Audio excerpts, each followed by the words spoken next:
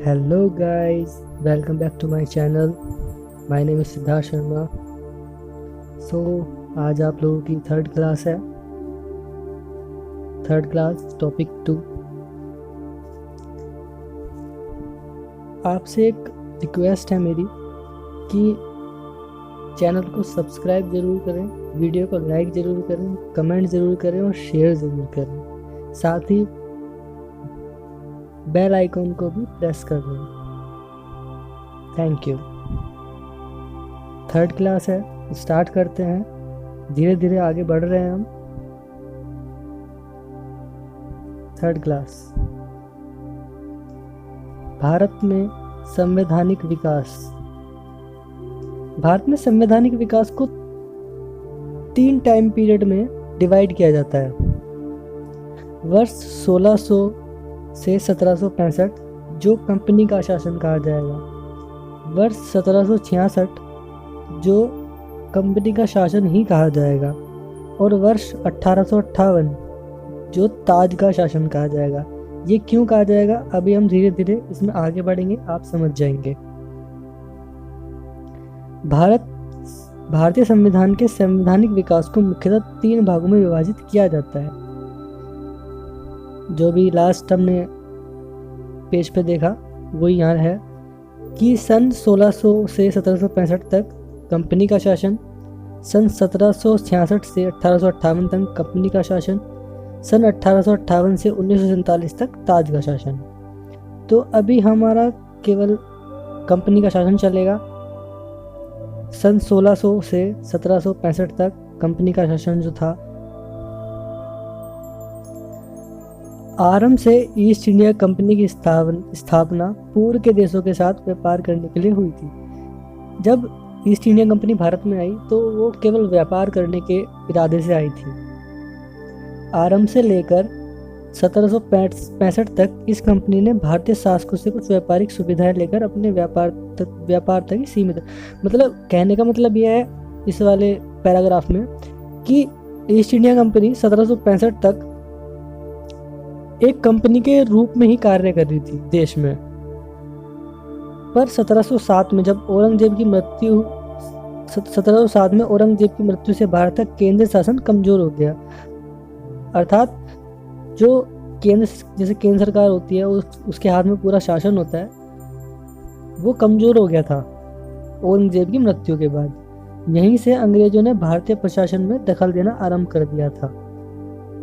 तो साफ साफ पता लग रहा है इस लाइन से कि अंग्रेजों ने दखल देना शुरू कर दिया था भारत के, एक तरीके से कहें तो भारत की राजनीति में दखल देना शुरू कर दिया था ईस्ट इंडिया कंपनी ने।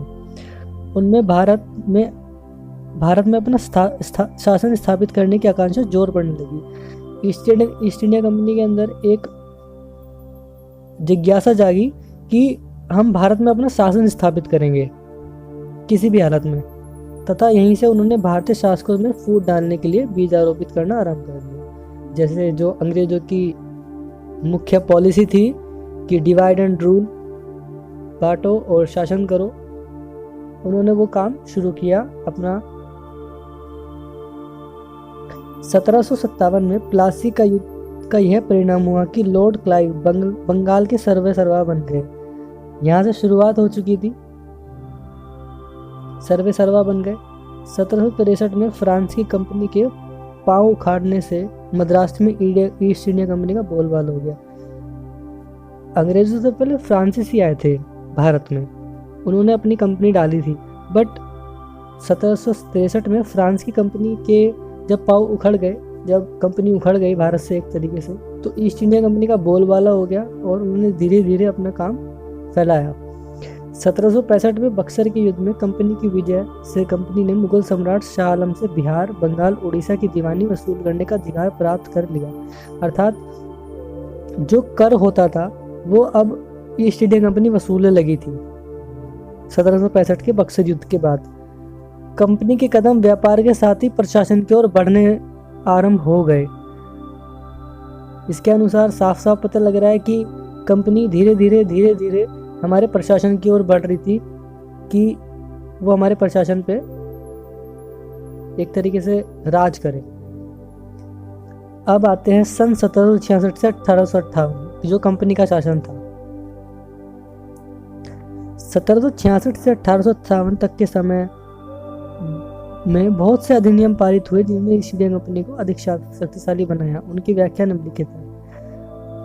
बहुत सारे अधिनियम पारित किए गए ब्रिटिश गवर्नमेंट की तरफ से, जिनके आधार पर ईस्ट इंडिया कंपनी को बहुत ज़्यादा शक्तिशाली बना दिया गया।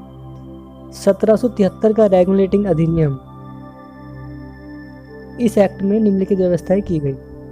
बंगाल के जो गवर्नर थे उन्हें गवर्नर जनरल का पोस्ट दे दिया गया, मतलब पोस्ट वही थी बट उस पोस्ट का नाम चेंज कर दिया गया। और बम्बई उस टाइम पे बम्बई बोलते थे, बम्बई और मद्रास के गवर्नर को अधीन कर दिया गया। मतलब मद्रास और बम्बई के गवर्नर अगर कुछ काम करेंगे तो पहले बंगाल के गवर्नर जनरल से पूछना पड़ेगा उन्हें। आगे बढ़ते हैं। गवर्नर जनरल की मदद के लिए 4 सदस्यीय काउंसिल स्थापित की गई, मतलब एक टीम स्थापित कर दी गई उनकी मदद के लिए। गवर्नर जनरल जो बंगाल के गवर्नर जनरल थे उनकी मदद के लिए स्थापित कर दी गई एक टीम। कंपनी के डायरेक्टर्स का कार्यकाल निश्चित कर दिया गया। पहले जब ये एक्ट आने से पहले ऐसा था कि कंपनी का जो डायरेक्टर होते थे उनकी कोई टाइम लिमिट नहीं होती थी कि उन्हें किस टाइम तक अपना कार्यकाल स्थापित करना है, पर इसके बाद इस एक्ट के आने के बाद उनका कार्यकाल निश्चित कर दिया गया। कलकत्ता में सर्वोच्च न्यायालय की स्थापित की गई। कंपनी के व्यापारियों को निजी व्यापार पर प्रतिबंध लगा दिया गया, अर्थात जो कंपनी के व्यापारी थे वो अपना कोई प्राइवेट काम नहीं करेंगे। इस एक्ट के थ्रू वो सब है। डायरेक्टर्स को यह आदेश दिया गया कि वे कंपनी में सभी आर्थिक व राजनीतिक गतिविधियों की जानकारी सरकार को दें। मतलब बंगाल का जो गवर्नर जनरल था, डायरेक्टर को ये आदेश दे दिया गया कि सारी जो आर्थिक व राजनीतिक गतिविधियां हो रही हैं देश के अंदर वो आप बंगाल के गवर्नर जनरल अर्थात सरकार को देंगे उसकी। ठीक है। फिर इसके बाद एक 1784 का पिट्स इंडिया एक्ट आया। कंपनी के शासन पर नियंत्रण रखने के लिए ब्रिटिश संसद ने 1784 में एक और अधिनियम पास किया जिसे पिट्स इंडिया अधिनियम के रूप में जाना जाता है। इस अधिनियम में निम्न व्यवस्था की गई थी। जानते हैं क्या क्या व्यवस्था की गई थी। गवर्नर जनरल को निर्णायक मत का अधिकार दे दिया गया, अर्थात अगर एक इस तरीके से मानते हैं जैसे लोकसभा राज्यसभा, अगर कोई विधेयक पारित हो रहा है वहाँ पे लोकसभा राज्यसभा में और दोनों तरफ से मतलब बराबर वोट पड़ गई, मतलब इक्वल वोट पड़ी है किसी बिल को पास करने के लिए, तो जाहिर सी बात है कि एक आदमी का वोट जरूरी होगा उस बिल को पास करने के लिए। तो ये यही कहता है कि क्या नाम, निर्णायक मत, मतलब उस बिल को पास करना है या नहीं करना वो गवर्नर जनरल के हाथ में आ जाएगा। कार्यकारी परिषद के सदस्यों की संख्या 4 से घटाकर 3 कर दी गई। जो यहाँ पे 4 सदस्य काउंसिल थी उसकी सदस्य संख्या 3 कर दी गई घटा के। अन्य प्रांतों में भी गवर्नरों की नियुक्ति की गई तथा उनकी सहायता के लिए भी एक कार्यकारी परिषद की स्थापना की गई, अर्थात जितने प्रांत थे भारत के अंदर उनमें एक एक गवर्नर जनरल बना दिया गया और उनकी सहायता के लिए एक एक कार्यकारी परिषद की स्थापना कर दी गई। आगे बढ़ते हैं। उसके बाद 1813 का चार्टर अधिनियम, एक और बिल पारित हुआ, एक और अधिनियम पारित हुआ। इसने भारत में कंपनी का शासन और व्यापार पर एकाधिकार एक और 20 वर्ष तक बढ़ा दिया गया, अर्थात कंपनी को एक टाइम ड्यूरेशन के अनुसार कार्य करना होता था, जिसके अनुसार वो भारत के व्यापार पर एकाधिकार से मतलब कि उसके अलावा और कोई नहीं है कंपटीशन में। तो भारत में कंपनी का शासन और व्यापार एकाधिकार और को 20 वर्षों तक बढ़ा दिया गया। चाय और चीन के व्यापार के अलावा एकाधिकार समाप्त हो गया। इसने स्थानीय सरकारों को सर्वोच्च न्यायालय के अधिकार क्षेत्र के अधीन लोगों को कर लगाने का अधिकार दिया। इस वाले एक्ट में ज़्यादा क्वेश्चन नहीं आते। 1833 का चार्टर अधिनियम, इसने बंगाल के गवर्नर जनरल को भारत का गवर्नर जनरल बना दिया। अर्थात जो एक बंगाल पे राज कर रहा था वह भारत पे, पूरे भारत पे राज करेगा इस एक्ट के through. Lord William Bentinck Bharat के पहले गवर्नर जनरल थे। ईस्ट इंडिया कंपनी के व्यापार पर एकाधिकार को समाप्त कर दिया गया। जो मैंने आपसे भी कहा था पहले वाले एक्ट में कि कंपनी के पास एक अधिकार था कि उसके अलावा और कोई नहीं होगा कंपटीशन में, बट अब वो ख़त्म कर दिया गया। सिविल सर्विसेज के लिए परीक्षा आरंभ करने के प्रयास किए गए। अर्थात जो भारत में IAS IPS की पेपर होते हैं उसकी शुरुआत यहाँ से की गई, बट आरंभ किया गया, परीक्षा कराने का प्रयास किए गए यहाँ पे इस वाले एक्ट में। ठीक है, ज़्यादातर क्वेश्चन ज़्यादा नहीं पूछे जाते इन वाले एक्टों से। ये वाला जो अब एक्ट आएगा 1853 का चार्टर अधिनियम, इस वाले से ज़्यादा क्वेश्चन पूछे जाते हैं। इसने विधायी व प्रशासनिक कार्य को पृथक कर दिया। अर्थात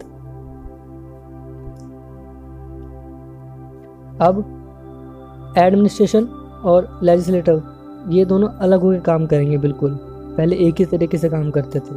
इसने सिविल सेवकों की भर्ती और चयन हेतु खुली प्रतियोगिता की व्यवस्था का शुभारंभ किया। अर्थात इस वाले एक्ट के बाद भारत में सिविल सर्विसेज की जो पेपर होते हैं उनकी शुरुआत हो गई थी, और इस प्रकार सिविल सेवा भारतीय नागरिकों के लिए खोल दी गई। पहले ये पेपर होता था पर उसमें भारतीय पार्टिसिपेट नहीं करते थे, इंडियन पार्टिसिपेट नहीं कर सकते थे, पर इस एक्ट के आने के बाद वो पार्टिसिपेट कर सकते थे। इसके लिए 1854 में मैकाले समिति नियुक्त की गई। उन्होंने रिपोर्ट दी और उसके बाद भारत में सिविल सर्विस के पेपर शुरू हो गए और भारतीयों के लिए भी खोल दी गई थी वो। सत्येंद्र नाथ टैगोर पहले भारतीय थे जिन्होंने सिविल सर्विसेज परीक्षा पास की। अब ये कह सकते हैं कि हमारे पहले IAS ऑफिसर सत्येंद्र नाथ टैगोर थे। ठीक है, लॉर्ड वॉरेन हेस्टिंग्स ने सिविल सर्विस को इंट्रोड्यूस किया, भारत में इंट्रोड्यूस किया था उन्होंने कि हाँ भारत में भी सिविल सर्विसेज का पेपर होना चाहिए। लॉर्ड कॉर्नवालिस को भारतीय सिविल सर्विस का पिता कहा जाता है। मतलब इन्होंने इनके टाइम, जब इनका टाइम पीरियड था उस टाइम पे भारतीय सिविल सर्विस का आरंभ हुआ। सरदार पटेल को अखिल भारतीय सिविल सर्विसेज का पिता कहा जाता है। ठीक है, तो अभी यहाँ पे ख़त्म हो चुका है, ये कंपनी का शासन ख़त्म हो गया है यहाँ पे। अब इसके बाद ताज का शासन आएगा, वो हम नेक्स्ट क्लास में कवर करेंगे। धीरे धीरे आगे बढ़ेंगे हम लोग। अगर आपको मेरी क्लास अच्छी लगती है और आपको कुछ सीखने के लिए मिल रहा है तो प्लीज़ चैनल को सब्सक्राइब कीजिए, लाइक कीजिए, कमेंट कीजिए और शेयर भी कीजिए वीडियो को, ताकि ज़्यादा से ज़्यादा लोगों को फ़ायदा मिल सके। और बेल आइकन को प्रेस करना मत भूलिएगा। Thank you.